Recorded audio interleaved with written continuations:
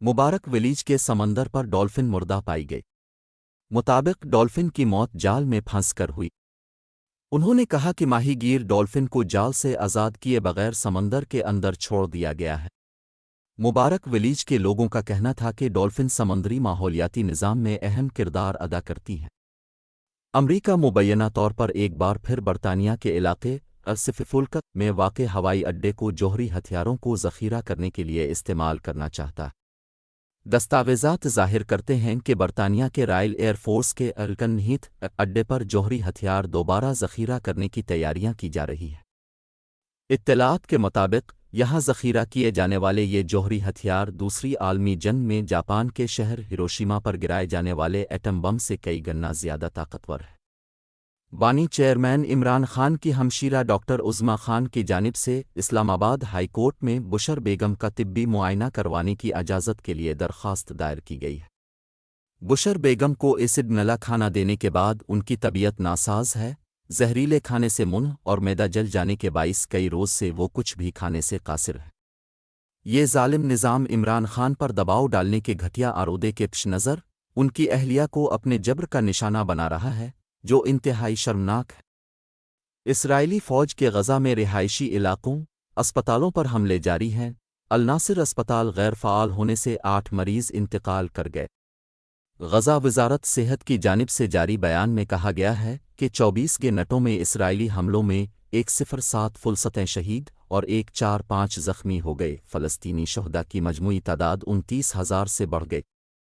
Israel ने रमज़ान तक Israeli यरगमाली रहा न होने पर रफ़ा में ज़मीनी ऑपरेशन का ऐलान किया है। ताहम यूरोपीय यूनियन ने इसराइल को रफ़ा पर चढ़ाई करने से खबरदार कर दिया।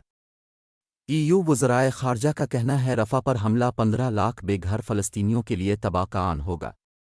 दूसरी जानिब खान यूनस में इसराइली फ़ौज पर हमास की जानिब से हमले किए गए, जिसमें कई इसराइली फ़ौज हलाक और मुतअद्दिद को ज़ख्मी करने का दावा किया गया।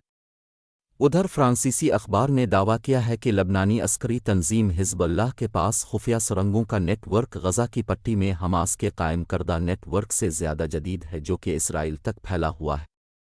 खैबर पख्तूनख्वा के दारुल खिलाफा पेशावर के इलाके दौरानपुर में वाक़े एक घर की छत गिर गई। रेस्क्यू ज़राए के मुताबिक छत गिरने के नतीजे में मलबे तले दबकर खातून और बच्चा जाँ बहक हो गए। रेस्क्यू ज़राए ने बताया है कि छत के मलबे से 5 ज़ख्मियों को निकालकर अस्पताल मुंतकिल कर दिया गया है। रेस्क्यू 1122 के ज़राए का ये भी कहना है कि बारिश के बाइस घर की छत बोसीदा होकर गिरी है। ज़राए CPPA ने नेपरा से बिजली महंगी करने की दरख्वास्त कर दी। CBPA की जानिब से जनवरी के फ्यूल प्राइस एडजस्टमेंट के तहत बिजली एक माह के लिए महंगी करने की दरख्वास्त नेपरा में जमा कराई गई है, जिसमें बिजली की कीमत में 7 रुपये 13 पैसे इजाफा मांगा गया है।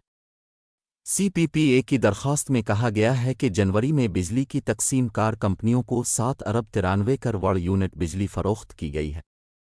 सेंट्रल पावर परचेजिंग एजेंसी की दरख्वास्त पर नेपरा 30 फरवरी को समाअत करेगी और अथॉरिटी से मंजूरी की सूरत में सारिफीन पर 66 अरब 77 करोड़ रुपए तक का इजाफी बोझ पड़ सकता है। दरख्वास्त मंजूरी की सूरत में कि इलेक्ट्रिक सारिफीन पर उसका इतलाक़ नहीं होगा। हाल ही में बलूचिस्तान यूनिवर्सिटी में यूनिवर्सिटी इंतज़ामिया के हाथों तालिबात को हिरासत करने के स्कैंडल ने पूरे बलूचिस्तान को चौंका दिया है। तालिबात के मुताबिक CCTV कैमरों की फुटेज के ज़रिए यूनिवर्सिटी इंतज़ामिया उन्हें ब्लैकमेल और हिरासत करती रही है।